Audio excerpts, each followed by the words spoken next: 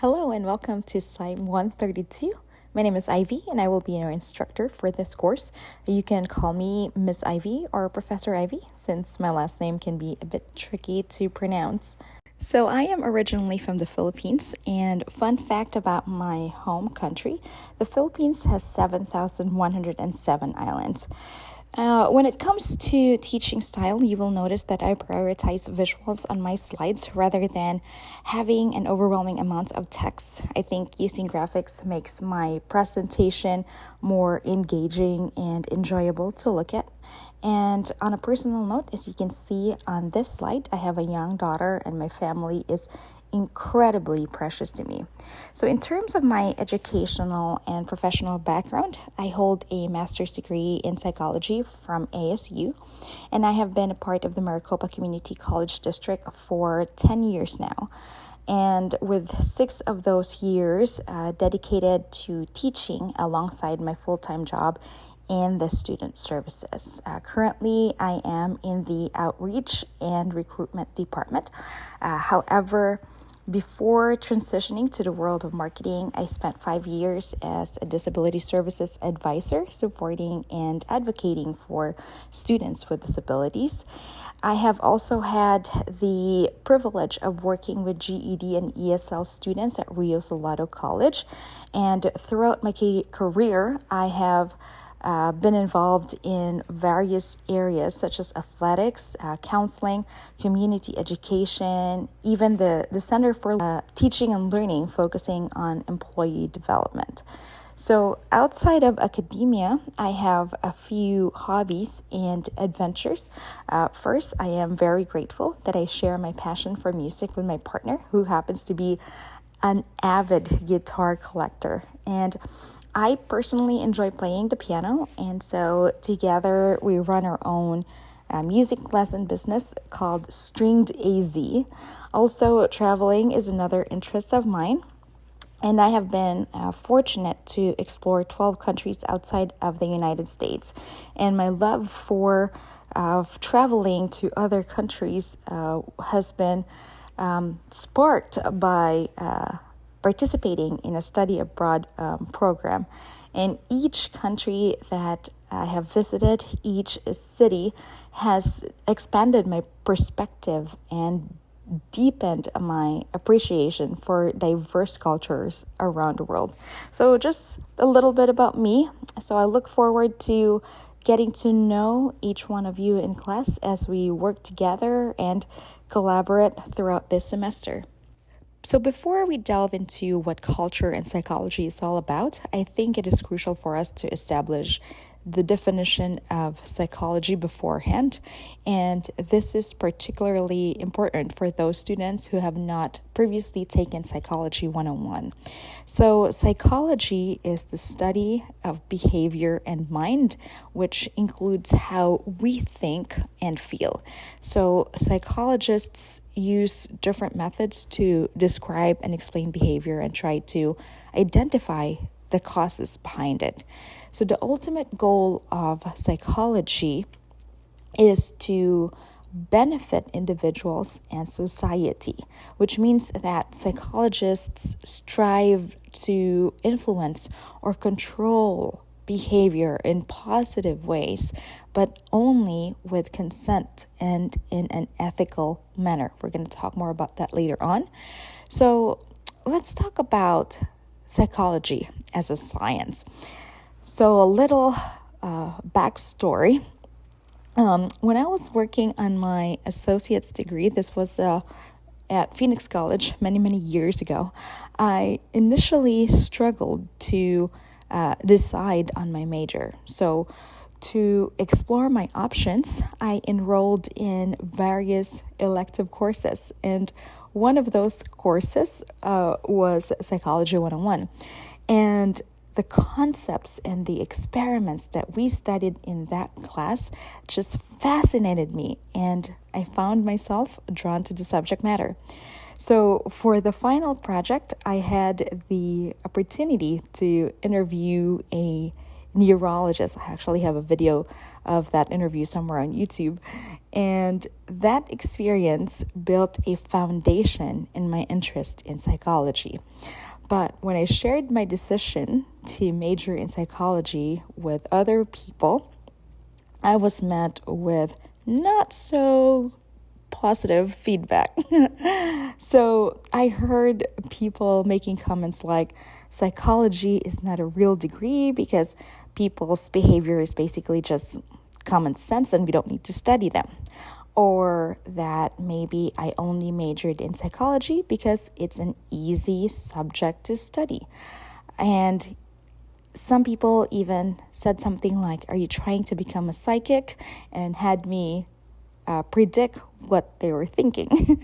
And perhaps the most frustrating response that I received from people was the phrase, "psychology is not real science." So despite of all those negative comments and misconceptions, I remained passionate about the field of psychology and its potential to make positive impacts on society. So anyway, I share that to give you a bottom line that psychology is actually considered a sub-science because it uses scientific research and is cited by scientists in many other fields, such as medicine and other disciplines in social sciences. So psychology also helps us understand and solve problems in various areas of human activity. And we will talk more about this in the next few slides. Now, there are 4 main goals that psychologists try to achieve in order to better understand human behavior, and you need to take note of this. Describe, explain, predict, and control. Again, that is describe, explain, predict, and control. Once again, the first goal is to describe behavior, and that means observing people and animals and recording what they do. So by describing behavior, psychologists can get a sense of what is normal and abnormal. And the second goal is to explain the behavior. So this involves figuring out why people behave the way they do. And psychologists often try to identify the causes of behavior by looking at different factors that may contribute to it.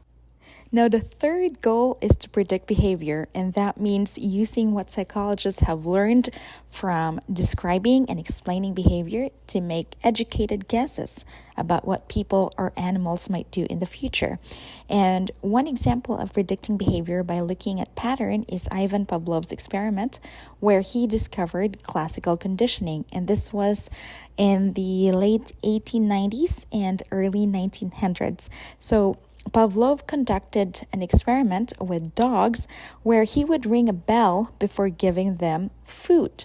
So at the beginning, the dogs did not show any reaction to the bell at all. But over time, something interesting happened. So the dogs started to drool just by hearing the bell. And even without any food present, the dogs were drooling. So this showed that the dogs had learned to associate the sound of the bell with getting food, and their bodies responded accordingly. So that experiment demonstrated that behavior is shaped through a repeated pairing of stimuli and responses. And then the fourth and final goal is to control behavior. And that involves using what psychologists have learned about the behavior to try to change it in a positive way. So for example, and you will see this usually in like a psychotherapy and counseling. So for instance, if someone is struggling with a harmful behavior, psychologists might try to help them by changing that behavior in a way that benefits their life. Okay, so for this slide, I want to elaborate on the fourth goal of psychology, which is influencing behavior. Because when it comes to experiments, especially with human subjects, controlling human behavior comes with ethical responsibilities, and I mean major responsibilities. So I want to make sure that we learn about this and we cover this in this chapter. So here are some examples of research studies on human behavior that are considered dangerous and violated, or researchers at least did not give attention to human rights. So the first column, this is the Stanford Prison Experiment, and this study was conducted in 1971. And this was designed to investigate how people behave when given a position of power. So participants were randomly assigned to play a role of either being a prisoner or a guard in a kind of like a simulated prison environment. And the study revealed how quickly individuals can adapt to the role assigned to them and how it can affect their behavior and attitudes towards others. And you can check out the documentary on this on Netflix that was released in 2015, I believe. So the second experiment, the second column here, this is the Milgram experiment, which was conducted in 1961, and this was designed to investigate obedience to authority figures. So the participants were instructed to administer electric shocks to another person who was supposedly a volunteer. And the study revealed how far individuals are willing to go just to follow other people's orders, even when it conflicts with their own morals and beliefs. Now, the third column here, you will notice children. Have you ever heard someone say to you, patience is the key to success? Enter the marshmallow experiment. So this study was conducted in 1972, and this was designed to investigate self-control and delayed gratification in young children. So children were offered a choice between a small reward immediately or a larger reward if they could wait for a period of time. So there was a documentary on this experiment where they had children wait for 20 minutes for a greater reward. So the study revealed that children who were able to delay gratification had better outcomes later in life. So they basically followed the children, and after 20 to 30 years, and they discovered that those children who waited for the greater reward has a higher academic achievement, better professions, and better social skills overall. So when you think about it, it may seem like there's nothing wrong with the experiment at all. But from an ethical standpoint, there are actually a few things to consider. First is that informed consent was not obtained directly from the children themselves, but from their parents or their guardians. And even though that's a common practice in research involving minor participants, it raises questions about whether the children fully understood the nature of the experiment and their participation in it.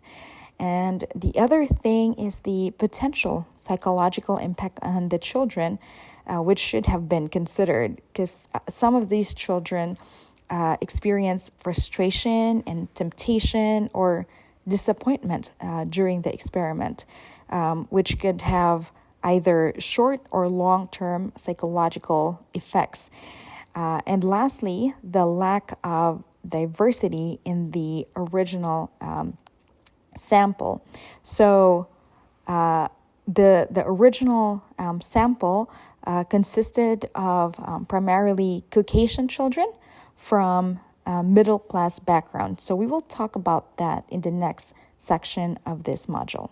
All right, so after learning about those experiments, are you finally convinced that psychology is in fact a science? If you are still doubtful, that's perfectly fine. And if you are convinced, then congratulations. As I have mentioned before, psychology does not only seek to understand human behavior and mental processes using the scientific method, but it also connects to so many other fields such as medicine and social sciences.